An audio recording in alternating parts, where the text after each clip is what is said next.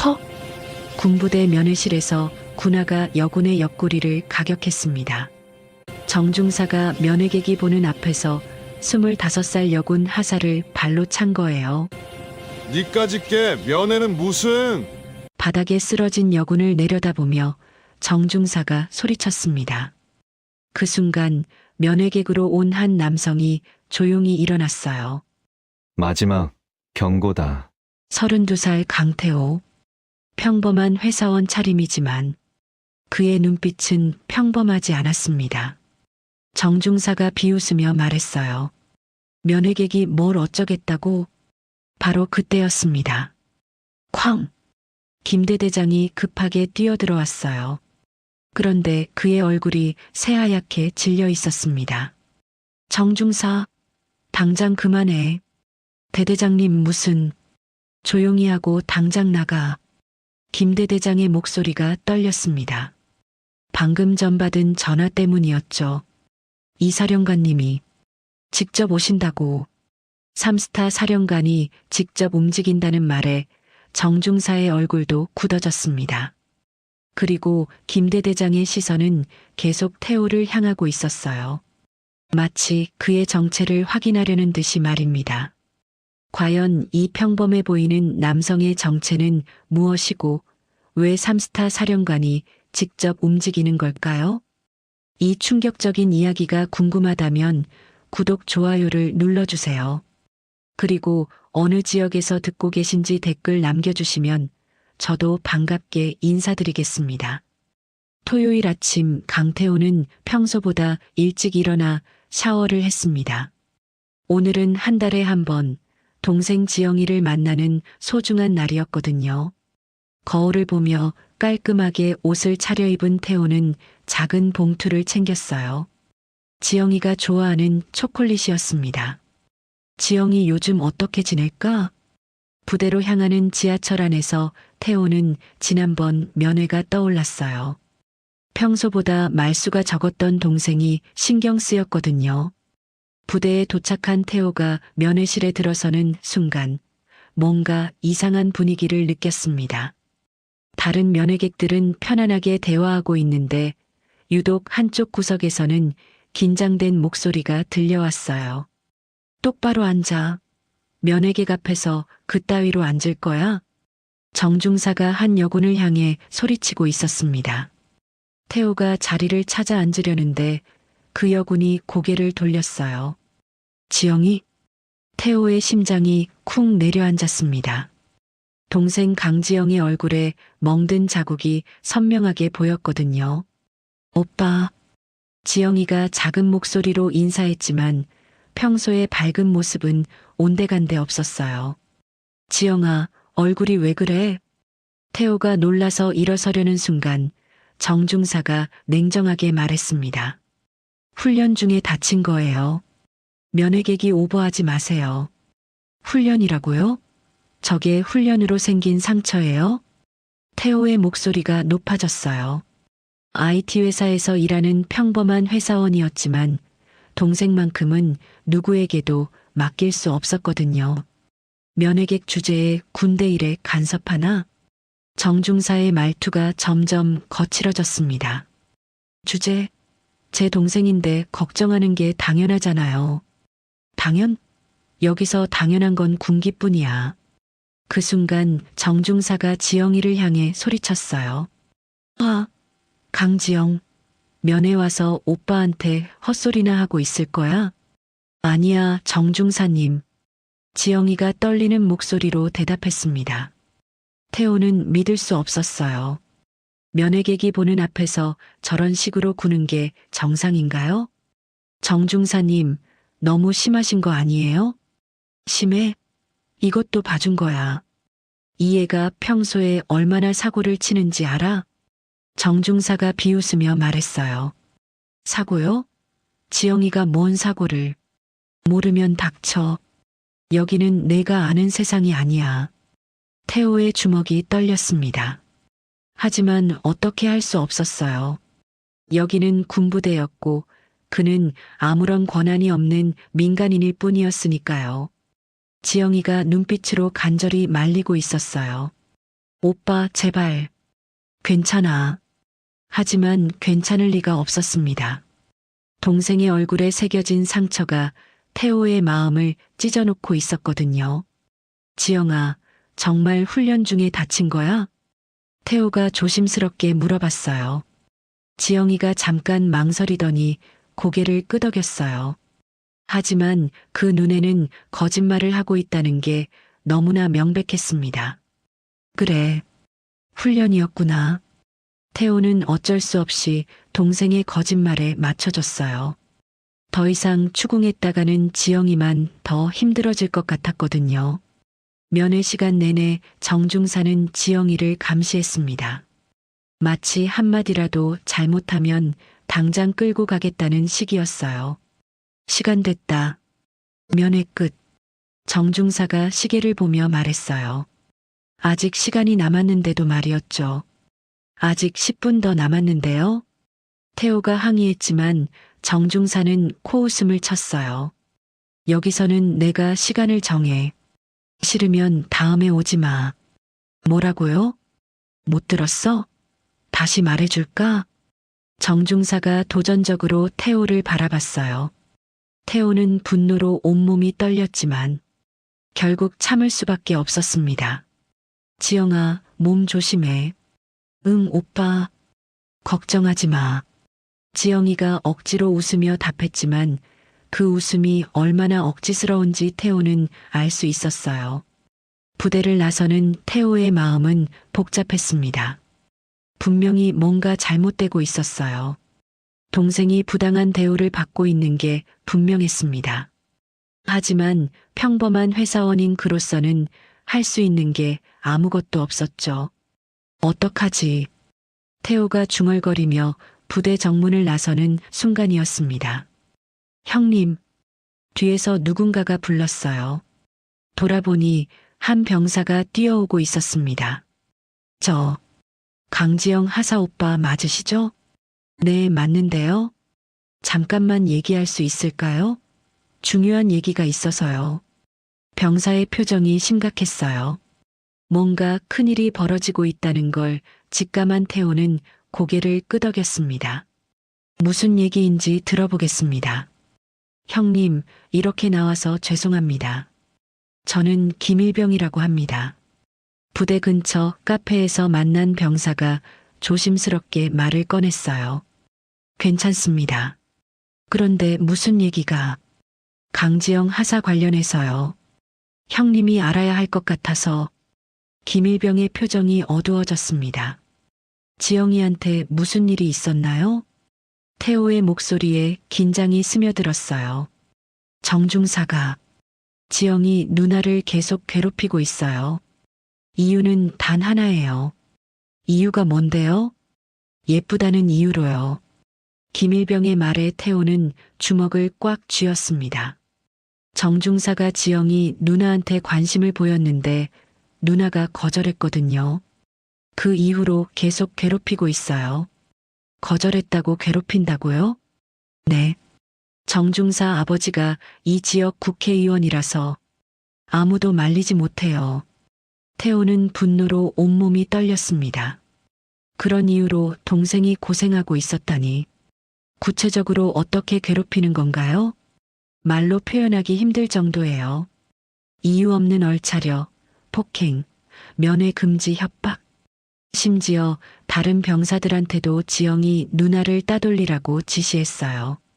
김일병이 떨리는 목소리로 말했습니다. 왜 아무도 신고하지 않나요? 누가 신고해요? 정중사 아버지가 국회의원인데 오히려 신고한 사람이 더 큰 피해를 보게 돼요. 태호는 답답했어요. 권력 앞에서는 정의도 소용없다는 게 현실이었습니다. 그럼 어떻게 해야 하나요? 저도 모르겠어요. 다만 형님이 알아야 한다고 생각했어요. 지영이 누나가 너무 힘들어해서. 김일병이 고개를 숙였습니다. 고마워요. 용기 내서 말해줘서. 태호가 진심으로 감사 인사를 했어요. 하지만 마음은 더욱 무거워졌습니다. 집으로 돌아가는 길 태호는 계속 생각했어요. 내가 뭘 할 수 있을까? 평범한 회사원인 그에게는 아무런 권력도 인맥도 없었습니다. 상대는 국회의원의 아들이고 무대는 군부대였어요. 진짜 답답하다. 태호가 한숨을 쉬며 휴대폰을 꺼냈어요. 혹시나 해서 인터넷에 군대 내 부당대우 신고 방법을 검색해 봤습니다. 국정감사실 신고, 국방부 헬프라인, 군인권센터, 여러 방법이 나왔지만 김일병의 말이 계속 머릿속을 맴돌았어요. 정중사 아버지가 국회의원인데 과연 저런 신고가 제대로 처리될까요? 다음 날 월요일 태호는 회사에서도 집중이 안 됐어요. 태호 씨, 괜찮아요? 얼굴이 안 좋은데. 동료가 걱정스럽게 물어봤습니다. 아, 네. 괜찮습니다. 태호는 억지로 웃으며 대답했지만 마음은 전혀 괜찮지 않았어요. 점심시간에 태호는 혼자 국정감사실 홈페이지에 들어갔습니다. 부당대우 신고 게시판. 마우스 커서를 올려놨지만 쉽게 클릭되지 않았어요. 정말 도움이 될까? 그때 휴대폰이 울렸습니다. 여보세요? 오빠야? 지영이의 목소리였어요. 하지만 평소와 달리 숨을 헐떡이고 있었습니다. 지영아, 무슨 일이야? 오빠, 나 지금 화장실에 숨어서 전화해. 왜? 무슨 일이야? 정중사가 내일부터 면회 금지시킨대. 뭐라고? 태호가 벌떡 일어났어요. 오빠가 어제 뭔가 알아본다고 했다며? 그래서 화가 났나 봐. 그게 무슨... 어떻게 알았지? 모르겠어. 하지만 정중사가 알고 있더라고. 태호는 소름이 돋았어요.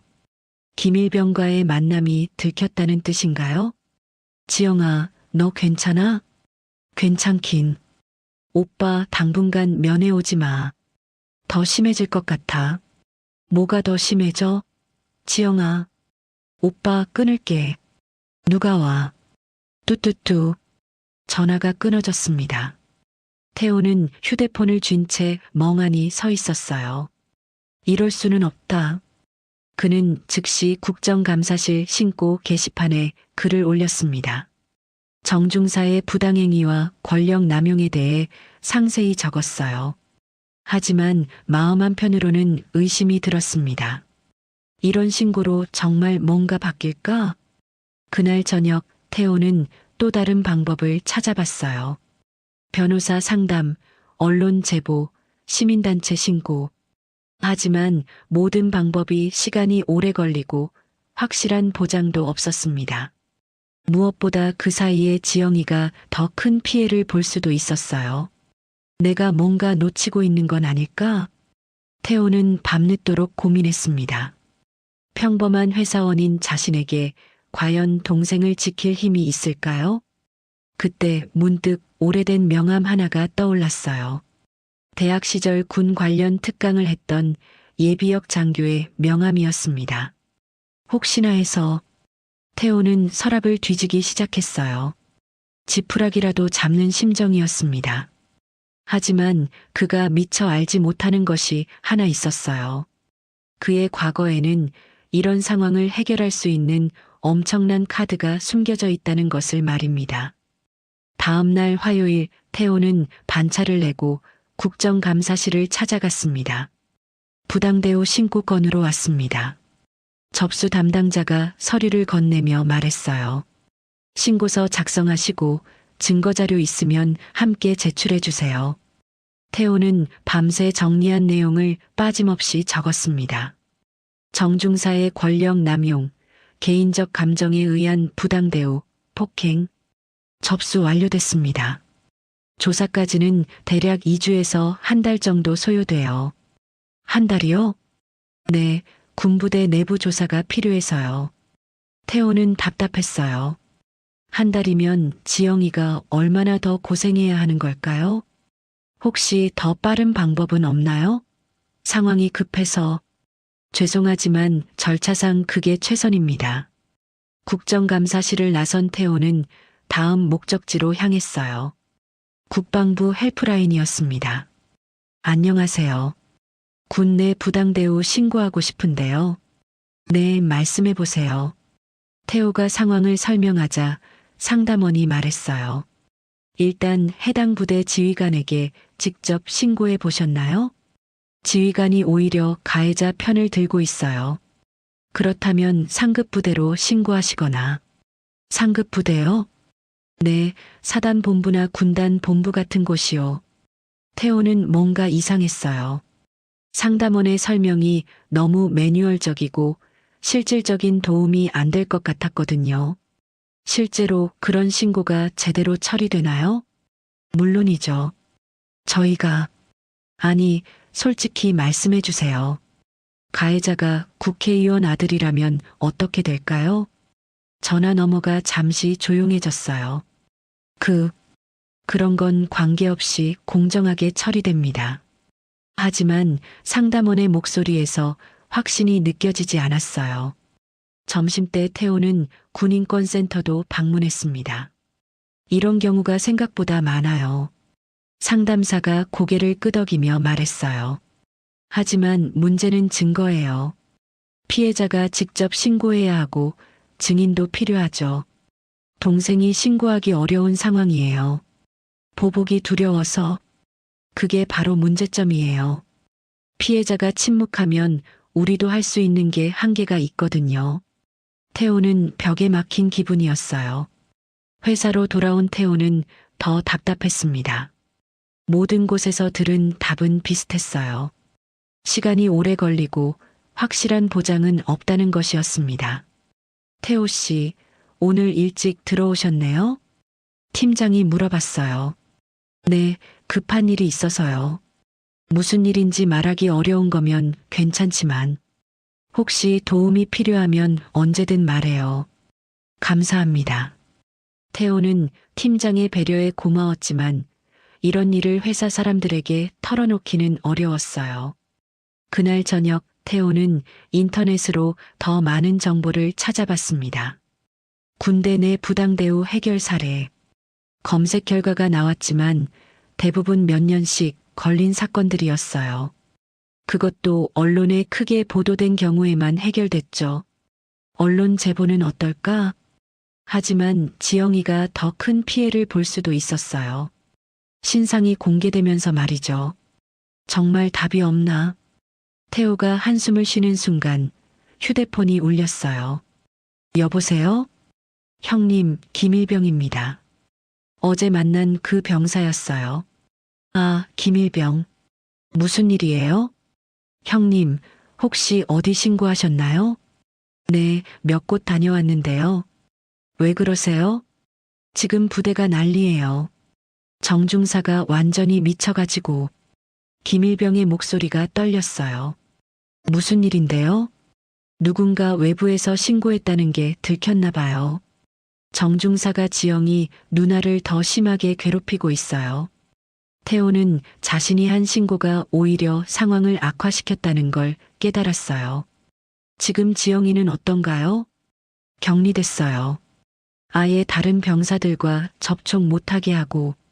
격리요? 명목상으론 반성이라고 하는데 실제로는 감금이에요. 태호의 머릿속이 하얘졌습니다. 그럼 이제 어떻게 해야 하죠? 모르겠어요. 정중사가 완전히 선을 넘었어요. 이러다가 정말 큰일 날 것 같아요. 전화를 끊은 태호는 주먹으로 벽을 쳤어요. 젠장. 평범한 방법으로는 안 된다는 걸 확실히 깨달았습니다. 그때 태호는 예전에 들었던 얘기가 떠올랐어요. 군대에서 정말 급한 일이 있을 때는 지휘계통을 거쳐야 한다는 것이었습니다. 지휘계통? 대대장 위는 연대장, 그 위는 여단장, 사단장. 태호가 중얼거리는 순간 옆에서 듣던 동료가 의아해했어요. 태호 씨, 군대 계급 구조를 어떻게 그렇게 정확히 알아요? 혹시 군인이었어요? 아, 그냥 인터넷에서 찾아본 거예요. 태호는 당황해서 대충 둘러댔어요. 하지만 사실 태호는 일반인이 알기 어려운 군 내부 구조를 너무 정확히 알고 있었습니다. 중대장, 대대장, 연대장, 여단장, 사단장, 군단장, 심지어 각 계급의 권한과 책임까지 정확히 알고 있었어요. 이상하네. 일반 회사원이 어떻게 저런 걸 다 알지? 동료가 고개를 갸웃했지만 태호는 이미 다른 생각에 빠져 있었어요. 정식 루트로는 안 된다. 그럼 다른 방법을. 그의 머릿속에 하나의 아이디어가 떠올랐습니다. 직접 만나자. 태호는 결심했어요. 내일 다시 부대에 가서 정중사와 직접 대면하기로 말이죠. 비록 평범한 회사원이지만 동생을 위해서라면 무엇이든 할 각오였습니다. 다음 날 수요일 오후 태호는 다시 부대를 찾아갔습니다. 면회가 아니라 상담하러 왔습니다. 상담이요? 네, 제 동생 강지영 하사 관련해서 지휘관과 상담하고 싶어요. 경비병이 당황하며 말했어요. 그런 건 미리 신청하셔야. 급한 일이에요. 잠깐만이라도. 태호의 간절한 표정에 경비병이 망설였어요. 잠시만 기다려보세요. 10분 후 정중사가 나타났습니다. 뭔 일로 왔어? 정중사의 말투가 어제보다 더 건방졌어요. 정중사님, 제 동생 일로 얘기할 게 있어요. 얘기? 뭔 얘기? 개인적으로 좀 얘기할 수 있을까요? 태호가 조심스럽게 말했지만 정중사는 콧웃음을 쳤어요. 개인적으로? 여기가 내 집이야? 군대가 만만해 보여? 그런 뜻이 아니라. 닥쳐. 할 말 있으면 여기서 해. 태호는 주변에 다른 병사들이 보고 있어 망설였어요. 하지만 선택의 여지가 없었습니다. 제 동생이 부당한 대우를 받고 있는 것 같은데요. 부당한 대우? 그게 뭔 소리야? 정중사가 일부러 큰 소리로 말했어요. 다른 병사들이 다 들으라는 듯이 말이죠. 폭행이나 괴롭힘 같은. 폭행? 야, 이 새끼가 지금 나를 폭행범이라고 하는 거야? 정중사의 목소리가 더 커졌습니다. 태호는 당황했어요. 상황이 자신이 생각했던 방향과 완전히 달라지고 있었거든요.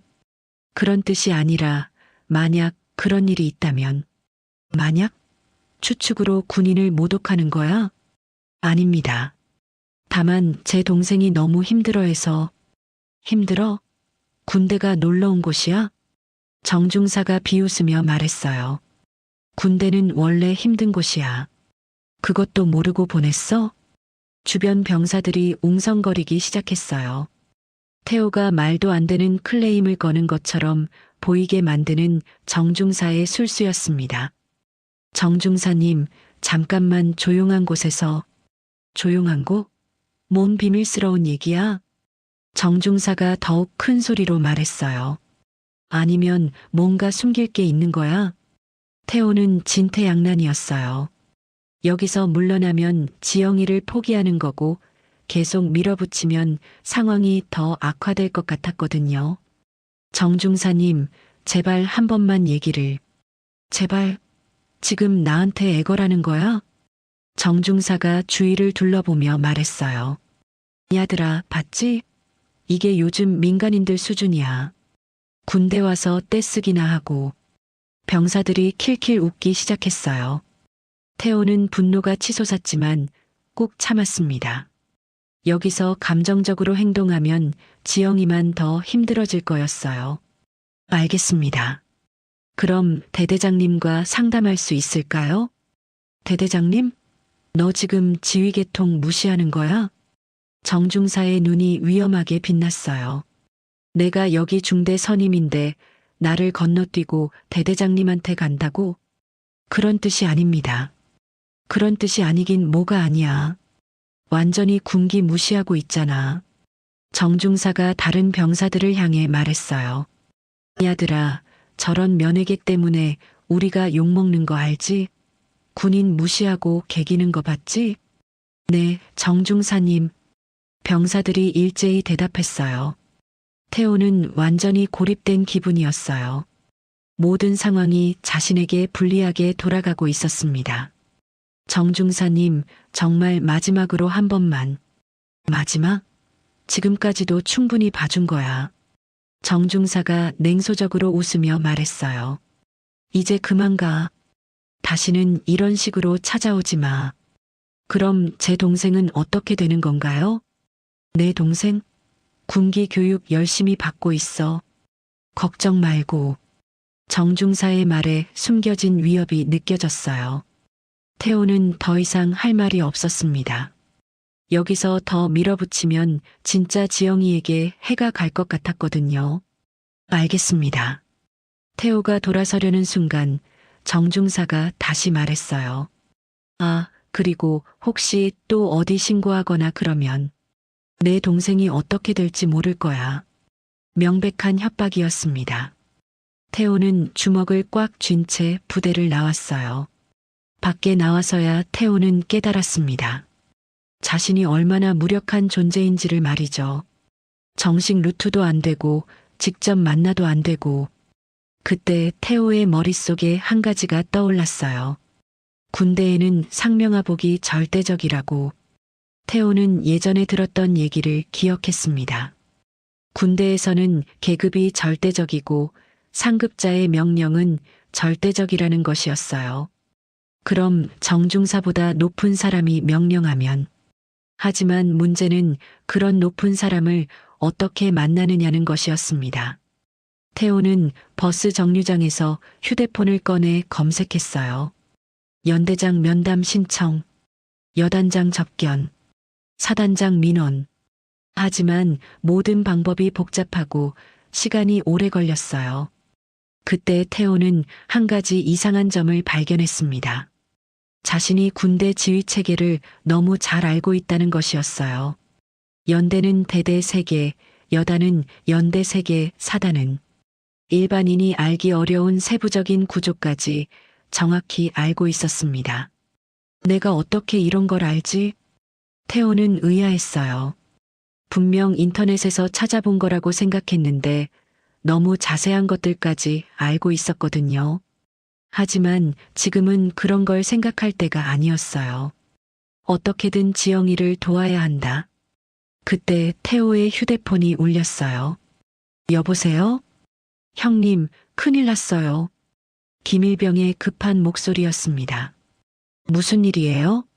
지영이 누나가 쓰러졌어요. 태호의 심장이 쿵 내려앉았습니다. 뭐라고요? 정중사가 오늘 오후부터 계속 괴롭혔는데 누나가 견디다 못해 쓰러진 거예요. 지금 어디 있어요? 의무실에 있는데. 형님, 이러다가 정말 큰일 날 것 같아요. 전화를 끊은 태호는 온몸이 떨렸어요. 더 이상 기다릴 수 없었습니다. 그는 휴대폰을 꺼내 오래된 연락처를 찾기 시작했어요. 뭔가 놓치고 있는 게 있을 거라는 직감이 들었거든요. 그리고 그때 한 번도 사용해 본 적 없는 번호가 눈에 들어왔습니다. 태호는 휴대폰 화면을 멍하니 바라봤습니다. 연락처에 저장된 이름 이사령관님. 언제 저장했는지도 기억이 나지 않는 번호였어요. 하지만 왜인지 그 번호가 지금 자신에게 필요한 것이라는 확신이 들었습니다. 이상하다. 내가 언제 사령관 연락처를? 태호는 머리가 띵했어요. 분명 자신은 평범한 IT 회사 과장인데 어떻게 군 고위급 인사의 연락처가 있는 걸까요? 하지만 지금은 그런 걸 따질 때가 아니었습니다. 지영이가 쓰러졌다는 소식에 태호는 더 이상 망설일 수 없었어요. 뭐든 시도해보자. 태호는 떨리는 손으로 전화를 걸었습니다. 2번의 신호음 후 굵직하고 위험 있는 목소리가 들려왔어요. 여보세요. 저 혹시 이사령관님이십니까? 그런데 누구십니까? 태호는 잠시 멈칫했어요. 자신이 누구인지 어떻게 설명해야 할까요? 저는 강태호라고 합니다. 그 순간 전화 너머가 조용해졌어요. 몇 초의 침묵 후 이사령관의 목소리가 완전히 달라졌습니다. 태호야? 정말 너냐? 네, 맞습니다.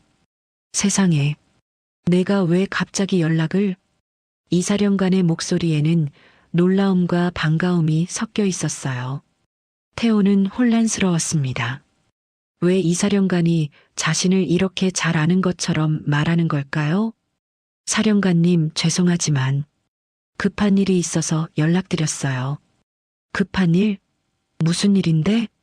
제 동생이 군복무 중인데 부당한 대우를 받고 있어요. 태호가 상황을 설명하자 이사령관의 목소리가 차갑게 변했습니다. 어느 부대지? 춘천의 제7보병대대입니다. 제7보병대대. 김중령이 대대장인 곳이군. 이사령관이 즉시 부대를 파악하는 모습에 태호는 놀랐어요. 가해자가 누구지? 정중사라는 선임이에요. 아버지가 국회의원이라서. 국회의원? 누구? 정확한 이름은 모르겠는데. 상관없어. 지금 당장 그 부대로 간다. 네. 지금요? 태호야, 내가 연락했다는 건 정말 급한 일이라는 뜻이지? 네, 그렇습니다. 제 동생이 오늘 쓰러졌다고. 알았다. 1시간 안에 도착할 테니까 그 부대에서 기다려. 하지만 사령관님, 제가 누군지도 모르시면서. 모른다고? 태호야, 농담하나? 이사령관이 웃으며 말했어요. 내가 널 어떻게 모르겠어. 너는.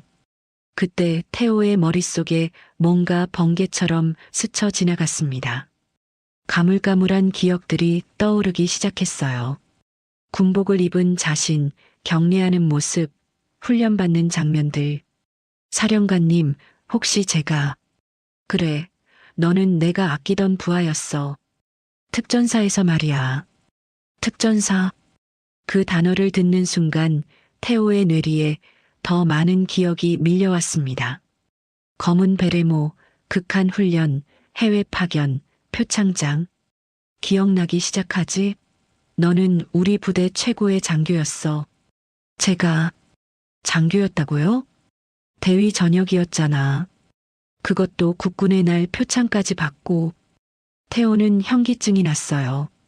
자신이 평범한 회사원이라고 생각했는데 실제로는 특전사 출신 대위였다니. 왜 갑자기 기억을 잃었지? 저도 모르겠어요. 최근 들어서야 조금씩. 일단 나중에 얘기하자. 지금은 내 동생이 우선이야. 이사령관의 목소리가 다시 차가워졌습니다. 제7보병대대라고 했지? 네. 정중사 이름이 정확히 뭐야? 정민석 중사입니다. 정민석? 정민석? 이사령관이 뭔가를 확인하는 듯한 목소리였어요. 아, 정광수 국회의원 아들이군. 아, 네. 그런가 봐요. 그 양반 아들이 말썽을 피우는군. 이사령관의 말투에서 뭔가 위험한 기운이 느껴졌어요. 사령관님, 일이 커지는 건 아니죠? 커지는 게 아니라 이미 큰일이야. 내 전 부하의 가족을 건드렸으니까. 제가 그렇게 중요한 사람이었나요? 중요한 사람? 태호야, 너는 내가 20년군 복무하면서 만난 최고의 장교였어. 이사령관의 목소리에 진심이 담겨 있었어요. 내가 왜 전역했는지 지금도 아쉬워. 동생 때문이라고 했지? 네. 부모님이 돌아가셔서. 그래, 가족이 우선이었지. 그래서 더 존경스러웠어. 태호는 자신의 과거가 조금씩 되살아나는 걸 느꼈어요. 사령관님, 정말 와주시는 건가요? 당연하지. 지금 출발한다. 혹시 민망한 상황이 되는 건 아닐까요? 민망? 태호야, 나는 삼성 장군이야. 삼성 장군. 즉 중장이라는 뜻이었어요. 중장님이 직접 대대급 부대에 오신다면 그럼 난리가 나겠지.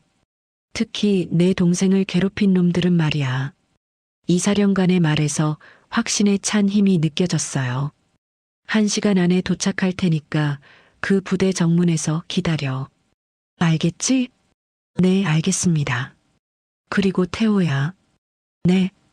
앞으로는 이런 일로 혼자 고생하지 마. 연락만 하면 돼. 감사합니다, 사령관님. 고맙긴 당연한 일이지. 전화가 끊어진 후 태호는 멍하니 서 있었어요. 자신이 누구인지 조금씩 기억나기 시작했습니다. 특전사 출신 대위, 국군의 날 표창, 해외 파견. 그리고 가장 중요한 건 삼성 장군이 직접 움직인다는 것이었어요. 1시간 후면 태호는 시계를 봤습니다. 곧 모든 것이 바뀔 거였어요. 그는 부대를 향해 뛰기 시작했습니다. 정확히 50분 후였습니다. 부대 정문 앞에서 기다리던 태호가 멀리서 들려오는 사이렌 소리를 들었어요. 위잉 위잉. 검은색 승용차 세대가 호위 차량과 함께 부대 앞에 도착했습니다. 뭐야? 저게 뭐지? 부대 정문에 경비병들이 웅성거렸어요. 차량에서 내린 헌병들이 재빠르게 주변을 정리하기 시작했습니다. 모든 인원 집합, 긴급 집합. 부대 안에서 경보음이 울렸어요. 그리고 두 번째 차량에서 한 남성이 내렸습니다. 군복에 삼성이 달린 50대 남성, 이사령관이었어요. 사령관님 입장하신다. 헌병이 큰 소리로 외쳤습니다. 그 순간 부대 안이 완전히 뒤바뀌었어요. 차렷, 경례. 모든 병사들이 일제히 차렷 자세를 취하고 경례했습니다.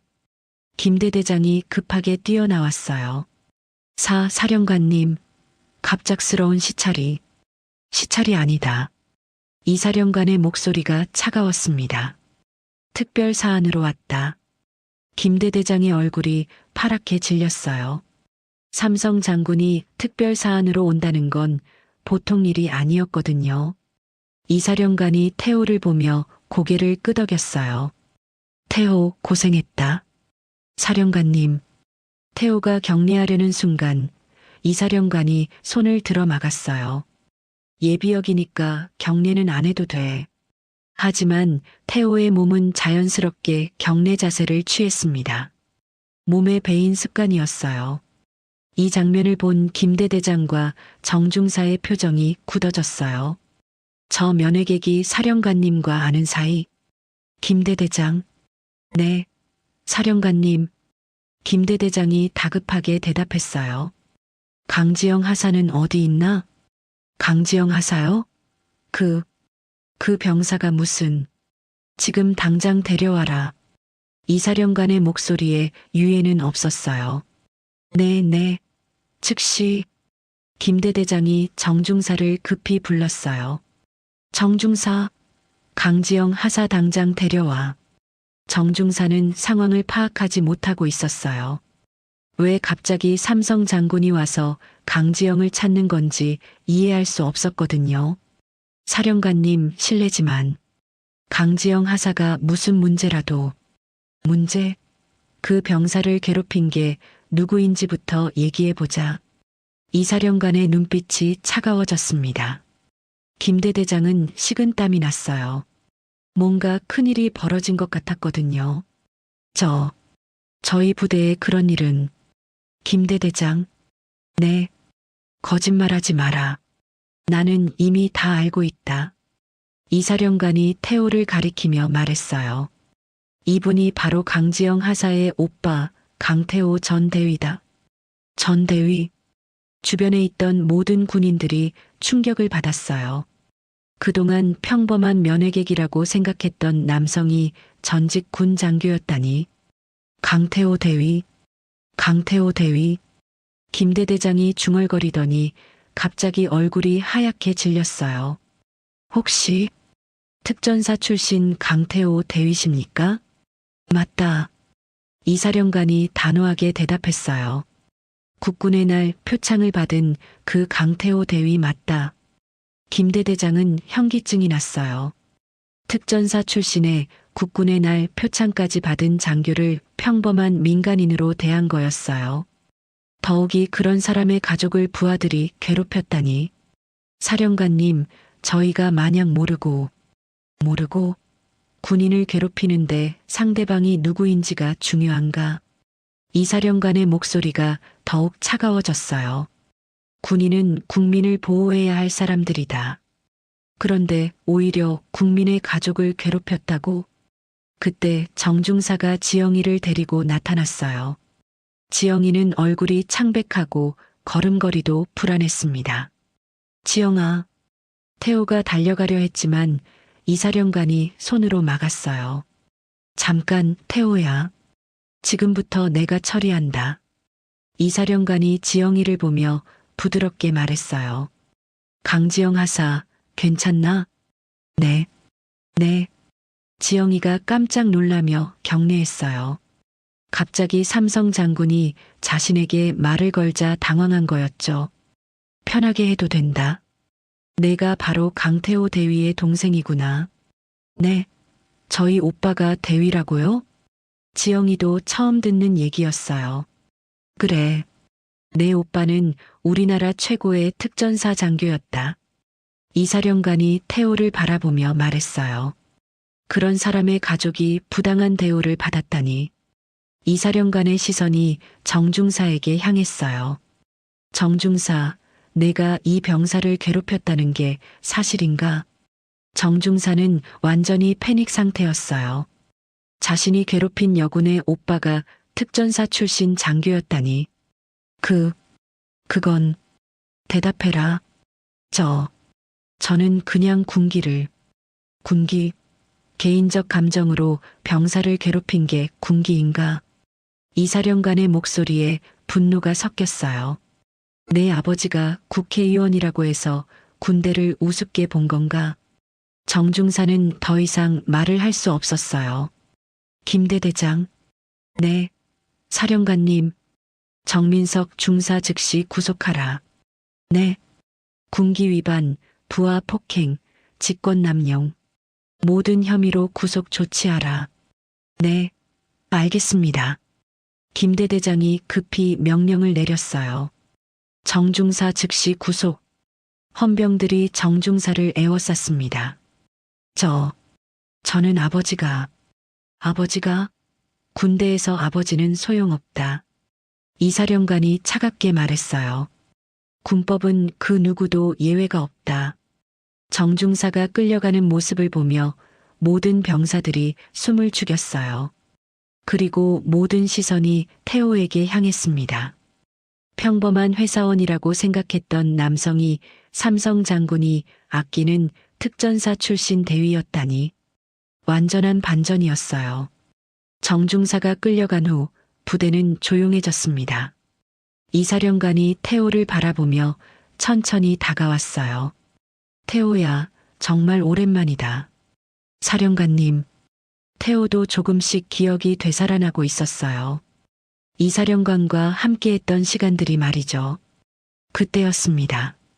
이사령관이 갑자기 태호를 향해 경례를 했어요. 강태호 전 대위에게 경의를 표한다. 그 순간 부대 앞 모든 사람들이 충격에 빠졌습니다. 삼성 장군이 민간인에게 경례를 한다고?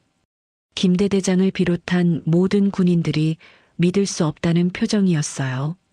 사령관님, 그러실 필요 없습니다. 태호가 당황해서 말했지만 이사령관은 경례를 유지했어요. 아니다. 당연히 해야 할 경례다. 이사령관이 경례를 마치고 주변 군인들을 둘러봤어요. 너희들은 이분이 누구인지 모르는 것 같구나. 사령관님, 특전사 출신이라고 하시는데. 김대대장이 조심스럽게 말했어요. 특전사 출신? 그 정도가 아니야. 이사령관의 목소리에 자긍심이 가득했어요. 강태호 대위는 우리나라 최고의 특수전 장교였다. 최고의? 그래.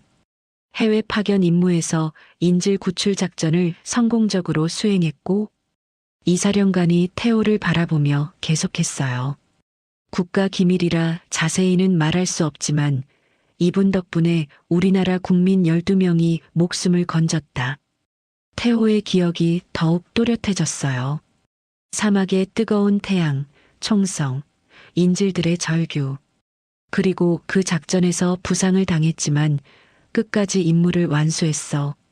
부상을? 지영이가 오빠를 걱정스럽게 바라봤어요. 그래. 그때 파편이 머리를 스쳐 지나가면서 이사령관이 말을 멈췄어요. 태호가 고개를 끄덕였습니다. 기억 장애가 생겼던 거군요. 그래. 그래서 너는 많은 기억을 잃었어. 특히 군대 관련 기억들을. 그래서 제가 평범한 회사원이라고만 생각하고 있었던 거네요. 이사령관이 안타까운 표정으로 고개를 끄덕였어요. 의사들은 심한 충격 때문에 일부 기억이 봉쇄됐다고 했어. 그런데 왜 전역을? 김대 대장이 궁금해했어요. 부모님이 교통사고로 돌아가셨거든. 이사령관이 대신 대답했어요. 태호는 혼자 남은 동생을 키우기 위해 전역을 선택했어. 모든 사람들이 태호를 다른 눈으로 바라봤어요. 국가를 위해 목숨을 걸고 임무를 수행했던 영웅이 가족을 위해 모든 걸 포기했다니. 그때 내가 얼마나 말렸는지 모른다. 이사령관의 목소리에 아쉬움이 섞였어요. 하지만 태호는 단호했어. 동생이 더 중요하다고 했지. 지영이의 눈에 눈물이 맺혔어요. 오빠, 그런 일이 있었어? 지영아, 내가 기억을 못해서 말하지 못했어. 태호가 동생의 손을 잡았어요. 하지만 후회하지 않아. 너는 내 자랑이야. 이사령관이 지영이를 바라봤어요. 강지영 하사, 내 오빠는 진짜 영웅이야. 그런 사람의 동생이 부당한 대우를 받다니. 이사령관의 목소리가 다시 차가워졌어요. 김대 대장. 네, 사령관님. 이 부대 전체를 재조사하라. 다른 부당 대우는 없는지 철저히 확인해. 네, 즉시 실시하겠습니다. 그리고 강지영 하사는 당분간 특별보호 대상으로 관리하라. 네, 알겠습니다. 이사령관이 태호에게 다가왔어요. 태호야, 기억이 돌아온 것 같은데 어떠냐? 조금씩 떠오르고 있어요. 사령관님과 함께했던 시간들이. 그렇다면 다시 돌아올 생각은 없나? 돌아온다고요? 군대로 말이야. 지금도 늦지 않았어. 내 같은 인재가 필요하거든. 태호는 잠시 고민했어요. 하지만 곧 미소를 지었습니다. 사령관님 감사하지만 저는 지금이 좋아요. 지금? 네. 평범한 회사원으로 살면서 지영이를 지켜보는 게 제 행복이에요. 이사령관이 고개를 끄덕였어요. 역시 태호답다. 가족을 우선시하는 건 말이야. 다만 태호가 지영이를 바라봤어요. 앞으로는 누군가 내 가족을 건드리려 하면 가만히 있지 않을 거예요. 그 말에는 예전의 특전사 대위다운 차가운 기운이 서려 있었어요. 이사령관이 만족스럽게 웃었어요. 그래, 그거면 됐다. 이사령관이 부대 전체를 둘러보며 큰 소리로 말했어요. 모든 군인들 들어라. 강태호 전 대위는 우리나라의 영웅이다. 그리고 강지영 하사는 그런 영웅의 동생이야. 앞으로 이 두 사람에게 조금이라도 무례하게 굴면 이사령관의 눈빛이 차갑게 변했어요. 내가 직접 처리할 것이다. 네, 알겠습니다. 모든 군인들이 일제히 대답했어요. 태호는 감격했어요. 자신을 이렇게까지 생각해주는 상관이 있다니. 사령관님, 정말 감사합니다. 감사? 당연한 일이지. 내가 나라를 위해 한 일을 생각하면. 이사령관이 태호의 어깨에 손을 올렸어요. 앞으로도 연락 자주 하자. 알겠지? 네, 사령관님. 그리고 만약 또 이런 일이 생기면 주저하지 말고 바로 연락해. 네. 이사령관이 지영이를 바라봤어요. 강지영 하사, 내 오빠를 자랑스러워해도 돼. 네. 이미 자랑스러워하고 있어요. 지영이가 눈물을 흘리며 대답했어요. 오빠, 나 정말 몰랐어.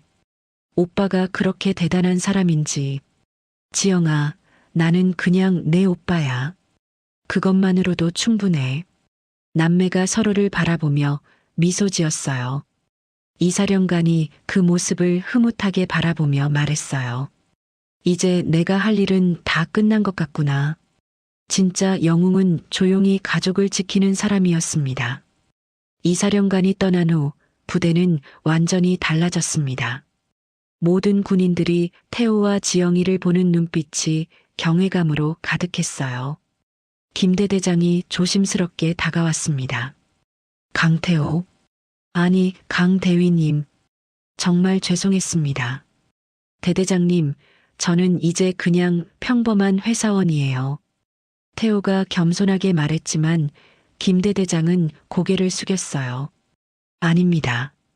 대위님은 우리 모두가 존경해야 할 뿐입니다. 과거 일은 이제 됐어요. 앞으로 잘 부탁드립니다. 태호가 악수를 청하자 김대대장이 감격하며 두 손으로 맞잡았어요. 네, 강지영 하사는 저희가 책임지고 잘 보호하겠습니다. 태호와 지영이가 조용한 곳으로 이동했습니다. 형제만의 시간이 필요했어요. 오빠, 정말 몰랐어. 지영이가 오빠를 바라보며 눈물을 글썽였어요. 오빠가 그렇게 대단한 사람인지. 지영아, 나는 그냥 내 오빠야. 태호가 동생의 머리를 쓰다듬었어요. 대단한 건 없어. 그냥 해야 할 일을 했을 뿐이야. 하지만 나라를 위해서, 그리고 나 때문에 저녁까지. 후회 안 해. 오히려 잘한 일이라고 생각해. 태호가 진심으로 말했어요. 너를 키우면서 내가 더 많이 배웠어. 진짜 소중한 게 뭔지 말이야. 지영이가 울먹였어요. 오빠 나 때문에 고생 많이 했지? 고생? 무슨 소리야. 내 인생 최고의 보람이었는걸. 정말? 정말이야. 우리 지영이가 이렇게 훌륭하게 자라준 게 내 최대의 자랑이야. 태호가 동생을 꼭 안아줬어요. 앞으로는 누구도 너를 괴롭히지 못할 거야. 응, 오빠. 지영이가 태호의 품에서 말했어요. 오빠, 나도 오빠처럼 멋진 사람이 되고 싶어. 너는 이미 충분히 멋져. 힘든 상황에서도 끝까지 참고 견뎌냈잖아. 하지만 혼자서는 아무것도 못했어. 혼자? 지영아, 너는 혼자가 아니야. 태호가 동생을 바라보며 말했어요. 나는 항상 내 편이야. 무슨 일이 있어도 말이야. 오빠. 그리고 앞으로는 뭔 일이 있으면 바로 말해. 혼자 참지 말고. 응. 지영이가 환하게 웃었어요. 오랜만에 보는 진짜 웃음이었어요. 근데 오빠 기억이 다 돌아온 거야? 아직 완전히는 아니야. 조금씩 떠오르고 있어. 태호가 하늘을 바라보며 말했어요. 하지만 중요한 건 기억났어. 뭔데? 내가 누구를 위해 살아야 하는지 말이야. 태호가 지영이를 바라보며 미소 지었어요. 나는 강지영의 오빠 강태호야. 그것만으로도 충분해.